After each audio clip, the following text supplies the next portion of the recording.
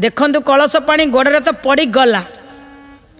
ये दामोदर निजे निजे गोड़े पकईदे ससुर दामोदर माँ सेपटे जोरे रागिगले आणिकी व्यवस्था करदे नहर टे तोलीदे एवं से चंद्रमुखी की से रखीदे।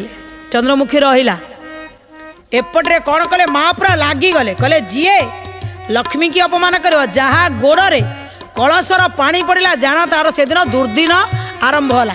एमिति अवस्था करदे दाना कना किछि भी अंटिलानी।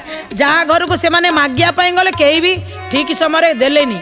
माने परिस्थिति एमिति गोटे मास पर्यंत से भलरे चली पारे। जहाँ गोरु जाइला चरिया फेरिले धान रत्न सबू पलैला जोटी की गले तो जहाँ धरिले सबू खराब हो चलला आ किछि मिलानी। एपटे माँ कौन कले ना ता मन भितर चंद्रमुखीर मन भितर प्रवेश कले।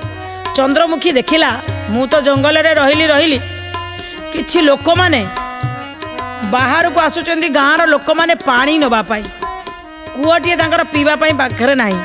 मु गोटे पोखरी तोलंती माँ तू मते साहाय्य करिवु। आ माँ कहले तू गोटे पोखरी तोले ता ना दिए धर्मार्थ पोखरी कहले खोलिया पाई तो बहुत लोक ना दरकार ना गाँ को खबर कर से गाँव लोक मैंने आसतु खोलतु। एमाने एते अतिष्ठ अच्छा खाया को पाई ना ए पोखरी खोलिया सासू ससुर चारि पुआ समझ आए तारी पोखरी खोलिया। चंद्रमुखी तो देखिया को जीव जिते देखिया गला चिन्हला इलु हे एगुड़ा तो मोरी वंशधर गुड़ा एटा तो मो स्वामी ना कौन है मोरी सासू ससुर कौन सी खोलुचंदी कहला तुमर 6 जन जाक पलि आस पूरा बढ़िया कि साजसजा दिव्य चेहरा देखा जाउछि पूरा लक्ष्मीकर कृपा अच्छी चिन्ह पारे माने कहले एटा हला मो घर देखुच जो नरटा लक्ष्मी तोली देछिन एटा हला मो घर ए घरे रहिबो किछि करबोनी खाली बसिकरी खाओ।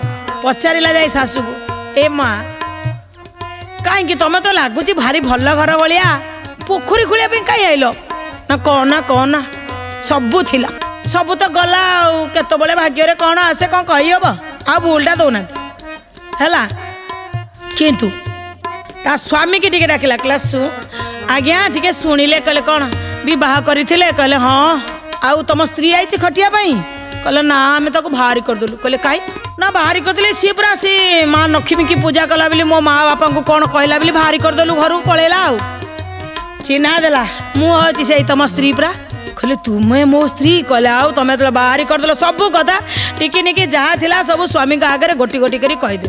जेतबले चंद्रमुखी ठारू सबू कथा शुणिले तांको स्वामी जे सबुठ बड़ पुओ कुश ध्वज जाई माँ को कहले ए माँ इलो ये हूँ तो बहु आम सीना बाहरी करदे माँ लक्ष्मी पूरा दया कले देखुनु नहर तोल आम समझे तारी पाखे आसी खटुचु।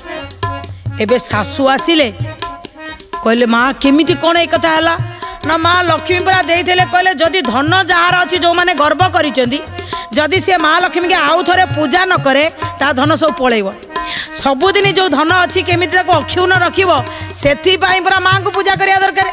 माँ तुम्हें पूजा कलनी ना से रागिले रागिकी ये अवस्था करदेले कहले आउ तू कौन माँ कौन एथर करवा ना सबु वर्ष जेते धनी लोक हो ये चंद्रमुखी बुझाऊँगी दर्शक बंधु चंद्रमुखी बुझाऊँ आम समस्त को कौच जिते भी धन रत्न आपण पाखे थाऊ किंतु जदि आपण पाखे धन अच्छी बोली आप लक्ष्मी माँ को पूजा न करेंगे आपण धन पलैब जिते थाऊ सका उठु माँ लक्ष्मी की पूजा करूँ से मार्गशीर मास गुरुवार शीतर उठी गाधेकरी माण बसातु ताले आपणकर जी धन ना से पूरा अक्षुर्ण रहिबो। बुढ़ी सासू बुझीगला कहला ठीक अच्छे तू चाल एथर आम गाँव में आमे भी पूजा करवा समस्त को कहवा समस्ते भी पूजा करेंगे।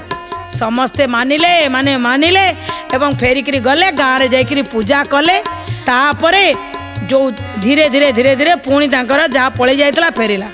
दर्शक बंधु कथा थिला कलश पानी गोड़े पड़े कौन हुए ना गोड़े पड़े लक्ष्मी छाड़ी जाती है सद्ज्ञान आपण भर हजिज आपणकर दुर्दशा आसीज तेणु कलश पानी केबे गोड़े पड़िया देवेनि गोड़ घोड़े बसवे आपणकर शांति अभिचिंतन हो कि जा हो गोड़ घोड़े बसवे।